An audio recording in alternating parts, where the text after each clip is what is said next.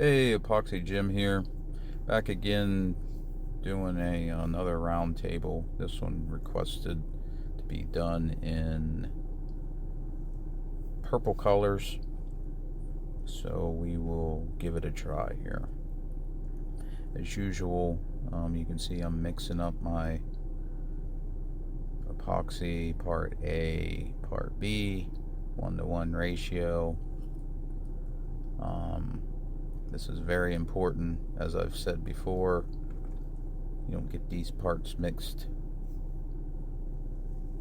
real well together and equally, you will definitely get sticky spots in your project.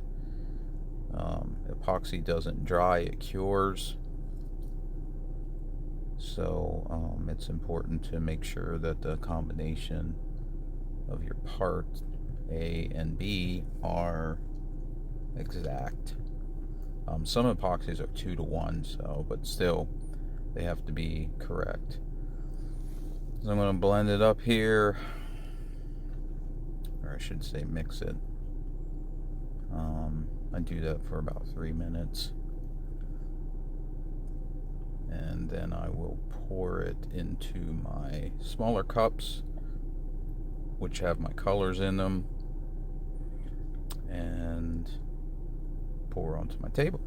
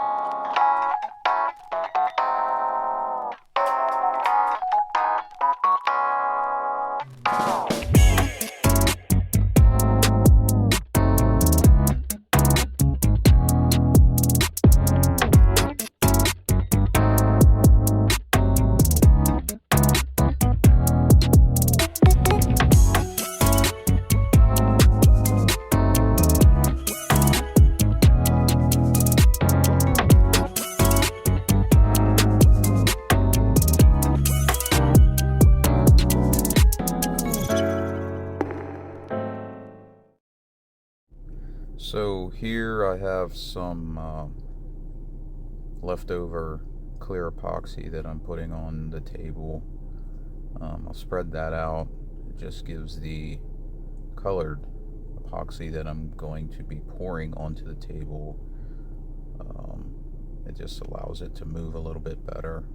Something that that you learn along the way. You don't always have to do it, but it does, depending on what you want to do. If you have some down already, it will let the other epoxy flow move around a little better. So I'm mixing up my colors here in the other cups. I think I have 4 or 5 of them, mostly purples, black, white,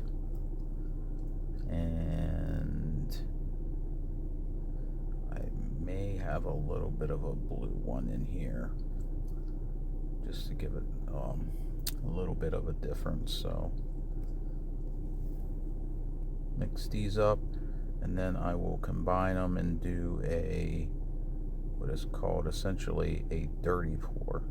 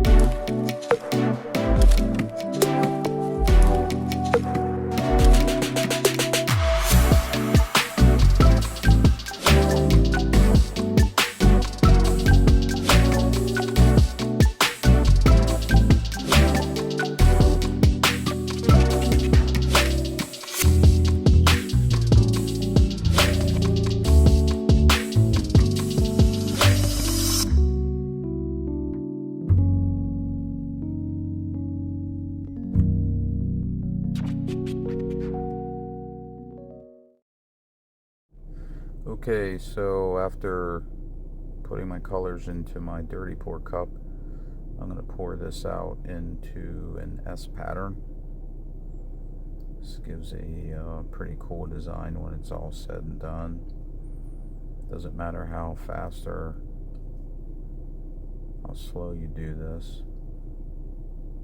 You can see all the different colors that were combined coming out there on the clear epoxy, and the clear epoxy then allows it to move a little more on the board. So the epoxy I have left, I'm going to actually combine and make a second dirty pour cup, and then I will pour it into the areas that I do not have any epoxy in those areas.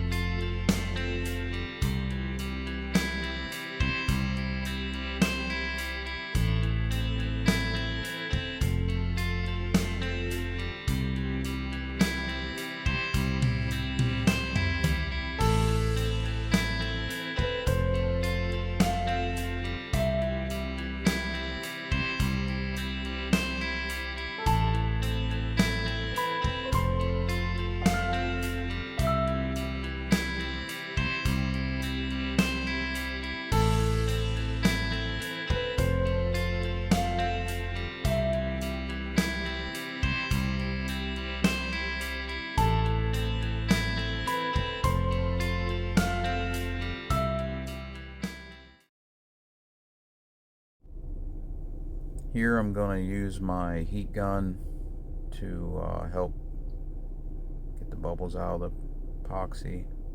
You want to do this periodically. Just sweep back and forth. You don't want to stay in one place, or you can definitely burn your project.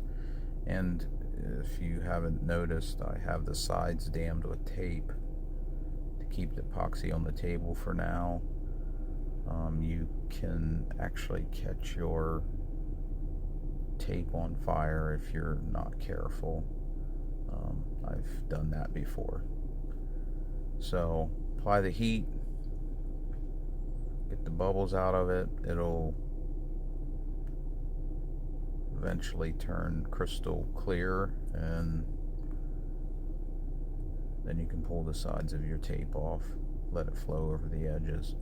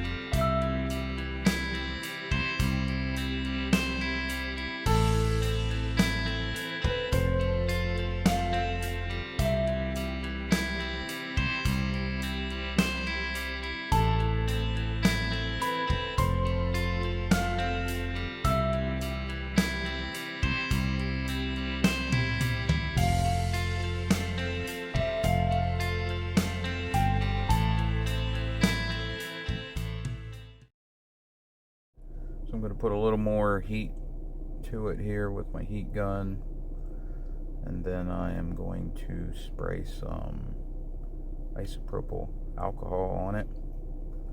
I like using the alcohol. It adds a really neat effect to the epoxy. It actually separates the mica powders and gives you these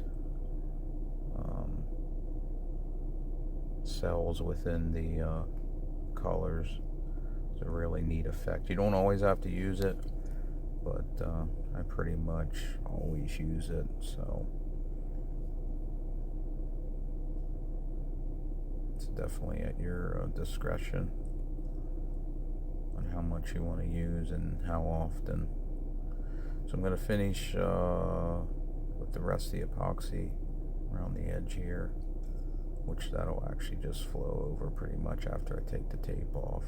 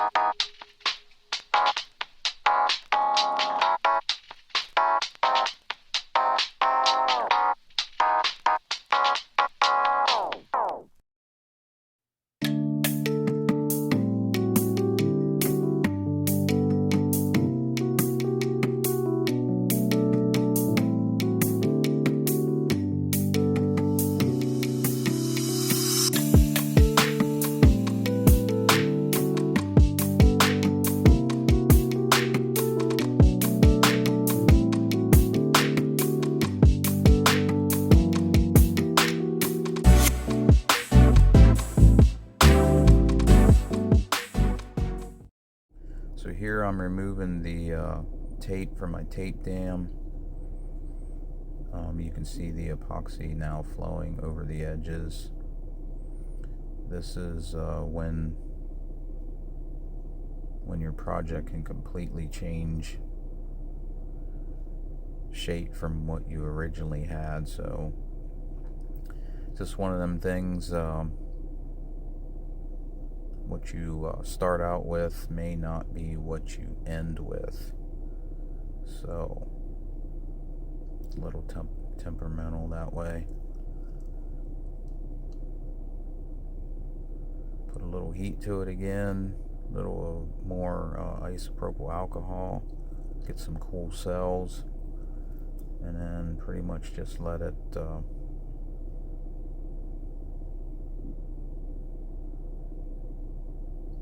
cure on its own, and your project is complete. Hey, thanks for watching my Epoxy Gym channel. If you want to continue to watch some of these concepts and ideas that I come up with, you can subscribe to my channel.